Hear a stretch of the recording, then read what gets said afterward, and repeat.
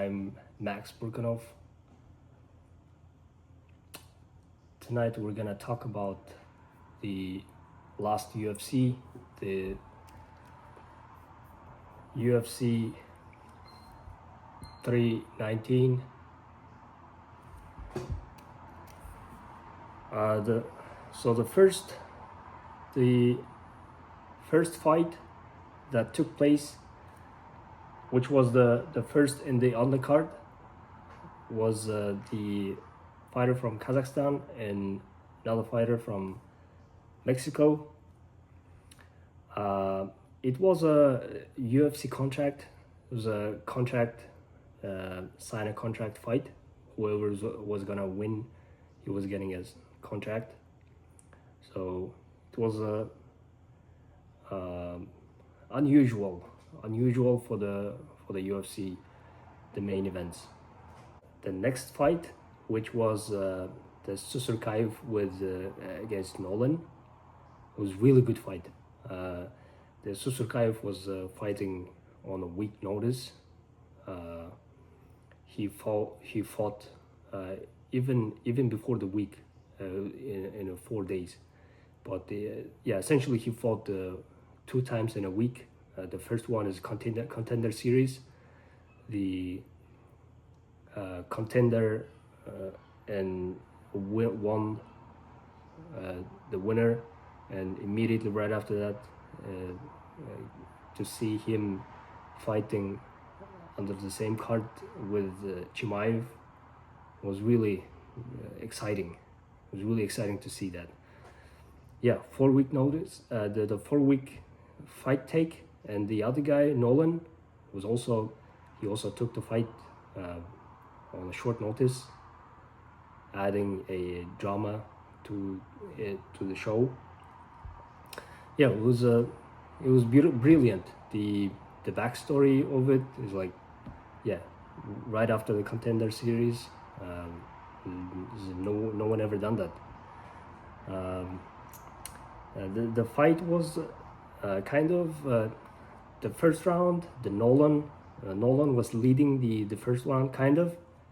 It seemed like it was leading by the Nolan, but Susurkaev was phenomenally showing beautiful. He's very, very confident. He's smiling all the time. It was beautiful. He was trying to work for the public, work for the show. He was smiling and showing all the gestures all the time. So it was really impressive. Of course, if he was getting knocked out, it would be kind of a bummer. But he put on a show. He put on a show, so it was good. The fight that the Japanese guy, the Asakura against Elliott, was, I don't know, it was most weird stance ever. Like, nobody does that. The Elliott guy, his fighting style is really outside of regular professional setups. It's like unexpected. He's moving a lot. He's passing out. It seems like one of the white belts who show up on the first day and spazzing out a lot. But he won the fight.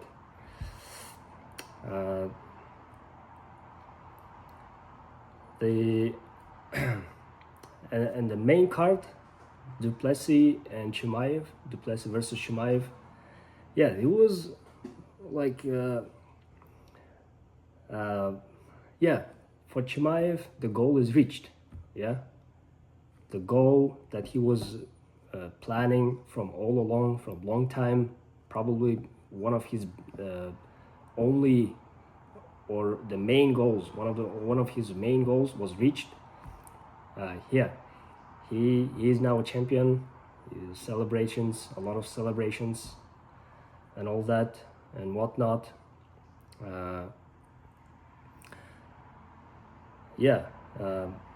Some people find it boring. In fact, many people are finding it boring. Why is it boring? Of course, for laymen, people who started following UFC after Conor McGregor phenomenon, it isn't the greatest fight. It's most of it was wrestling. And what was the control time? More than 20 minutes. How many takedown attempts and how many takedowns reached? More than 10, 11, 12, 13. It may seem like a boring fight, but a lot of things was going on in the wrestling, in the grappling part. Why it can be boring? It can be called boring. It mostly probably because of Du Plessis,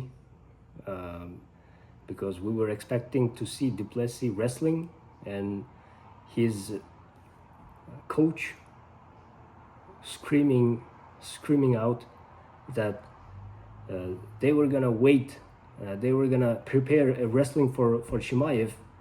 They're gonna catch him in a wrestling match, right when he takes a shoot. A lot of promises were made, and all he did was taking an embryo position or turning his back and not doing anything. It was like the most boring thing. Where's the defense? Where's the escapes? Of course, he couldn't show or achieve anything. He couldn't show what he intended to show on the stand-up game. It was all cut down, but at least wrestling, you could have showed something. We were waiting for something. Like you guys knew that he was coming after you. He was gonna show, he was gonna do the wrestling, he was gonna do the grappling, he was gonna try to submit you, but all you prepared for was wrestling, and all you did was taking an embryo position. It was the most boring fight. Of course, people are boring. People are calling it boring, not because of Khamzat. Khamzat did a beautiful job. He controlled 20-minute control time. 20-minute, guys. 25-minute fight, total fight. 5 rounds, 5 minutes each, and 20-minute control time. That's ridiculous. And just all he was doing is trying to avoid the direct punches. He was trying to tuck his chin or get as close as possible, trying to hug his body and hide his face. That's all he could do. And the crucifix position, it was brutal. It was brutal and humiliating. I don't know how, like at the beginning of the fight, he was absolutely confident. He's really confident. He's like, even on the show, in the pre-fight show that UFC put on usually, like his face is confident. He's answering confidently. He's laughing. On the interviews, he's like telling everyone that he's gonna smash. He's being too confident, and that's really good. I admire Du Plessis. I admire DDP for calling out Khamzat Chimaev. That was bravery, yes, and the confidence, yes, but it was unexpected. We expected something more, some more show, and it was the DDP thing. It was all hyped up. All the guys, like Mighty Mouse, the Israel Adesanya, the Triple C, Henry Cejudo, all rooting for DDP. Like, come on, guys. It was obvious from the beginning, since the beginning, when the Khamzat Chimaev signed up the contract in 2020. It was obvious that he was gonna come for everyone. He was gonna smash everyone. Yeah, confidence in DDP. Yeah, he was really confident. For a second, I thought that yeah, Khamzat was super calm, relaxed, not very active. It seemed like he was waiting for, like, he was expecting something if the tables turned around or something. I think it is partially because DDP was hyped up too much. He was too much hyped up. Everyone, all the fighters going for Du Plessis against Chimaev. Only Kamaru Usman was for Khamzat. Yeah. The Khamzat Chimaev showed everyone wrong. He proved that he gets the job done. He doesn't listen to anyone. Even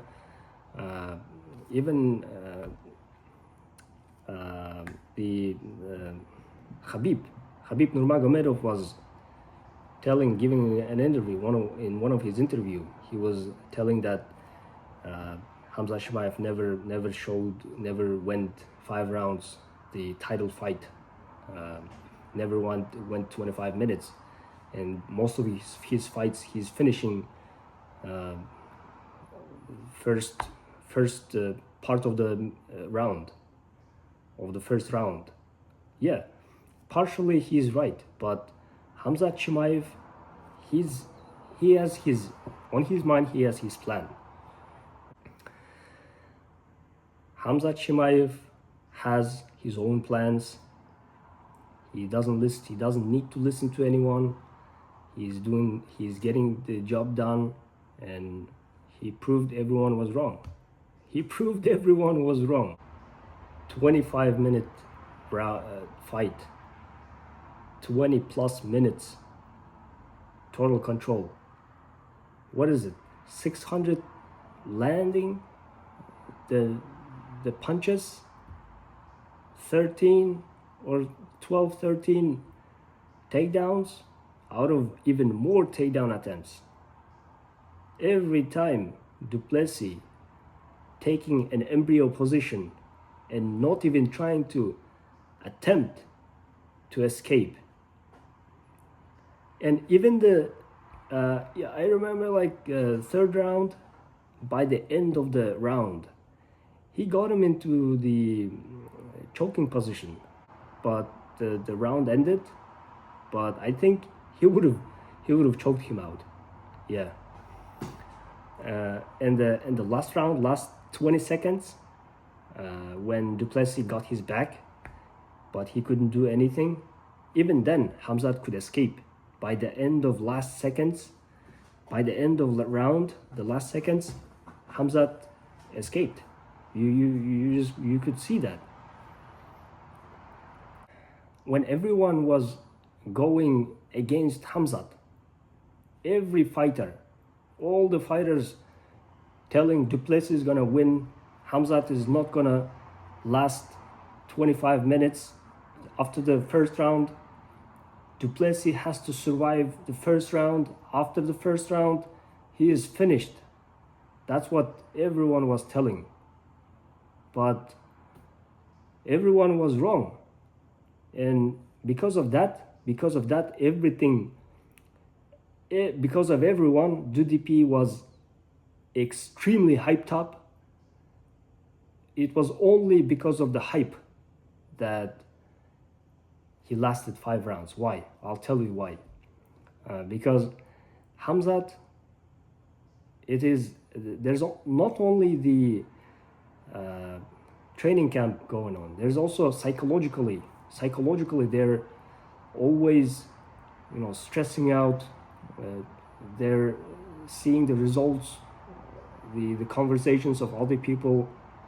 Emotionally, psychologically, there's a big pressure, and hearing that everyone's going against Khamzat, that Du Plessis is gonna finish him, and confidence of Du Plessis, that all of that played a role psychologically, and Khamzat probably hesitated for a little bit, and because of that hesitation, and you could see that in the press conferences, in the interviews, Khamzat got a little more chill, calm, but he was still trying to push the confidence, and you could see the Du Plessis confidence level was top, and psychologically probably he was riding on the hype. DDP was riding on the hype, and because of that, Khamzat Chimaev was hesitating. Yeah, he went the first 10 seconds, he went for a takedown. He accomplished the takedown. He accomplished the total control, the mauling, the brutal, but somehow he was hesitating. Why? Because of the hype, because of the lower confidence. He was hesitating to finish. He had what if he's gonna do something. He's prepared. He must be prepared. All his coach was saying was he's gonna be prepared for wrestling, and he was expecting that.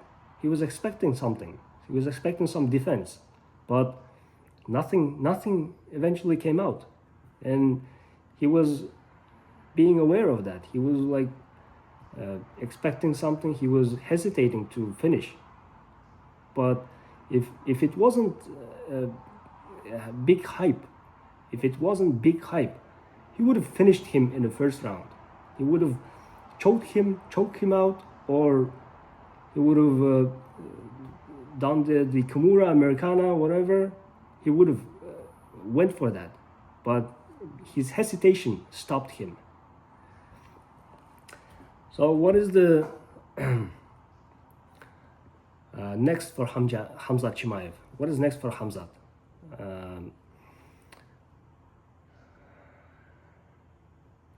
So his fan base is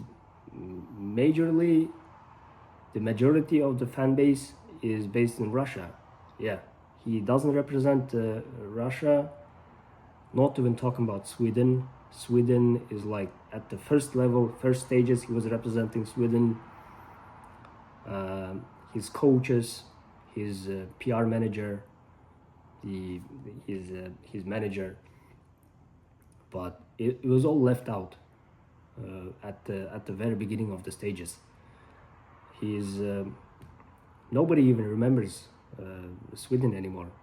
Yeah, formally he's representing United Arab Emirates, but I think informally he's gonna go home. His home is Chechnya, the Caucasus, Russia, and the fan base is Russian. So informally he's representing Russia, formally representing the flag of United Arab Emirates. He couldn't get visa because of his Russian passport, and he got visa approval finally because of the new passport of United Arab Emirates. What's next for Khamzat? He could probably the best outcome for him at this moment would be take a little rest, and prepare for the next one, for the next title shot of the next weight division. he could probably shoot for the best outcome for him would be to move up the weight class and get the result of two fights, the Ankalaev and Pereira. Probably Ankalaev is gonna win that fight.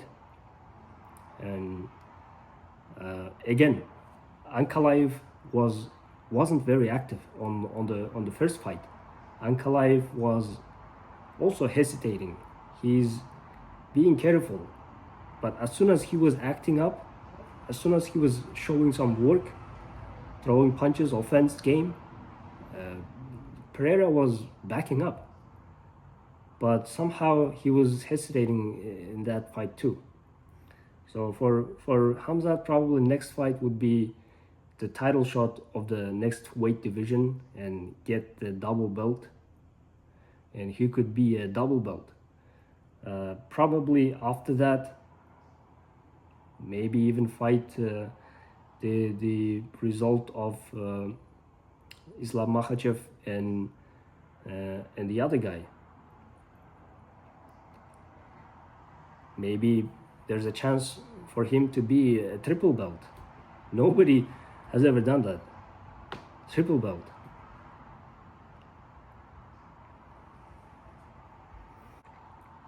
For Arman Tsarukyan, I think if the UFC gets the contract for him to fight Ilia Topuria, I think he has a great chance.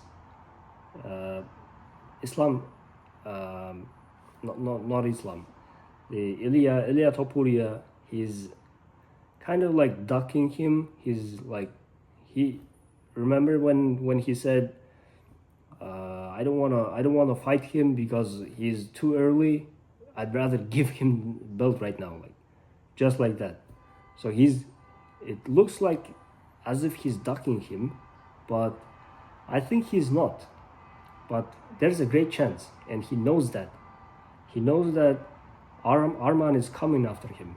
Arman has a great chance against Ilia Topuria. I think he might even submit him. His stand-up game had improved so much. His ground game was brilliant. Even the debut fight against Islam, it was one of the most beautiful grappling matches I've ever seen. It was beautiful wrestling game, grappling, amazing back and forth. But unfortunately for Arman, it was a debut fight, so he wasn't used to the fights in that level. But I think right now, seeing him getting the Charles Oliveira, he has a amazing rates and great chance against Ilia Topuria. If Islam decides to stay in the same weight division and fight Ilia Topuria, probably Islam will take Ilia Topuria, and in that case, probably Arman Tsarukyan will fight Ilia, and Ilia will take the fight against Arman Tsarukyan, and the winner of those two will again go for the title shot. But I think Islam is still going to go against the Madalena. Yeah, that's it. Let me know in a comment how did the Chimaev versus Du Plessis fight go? Was it boring for you, or it was good, insightful?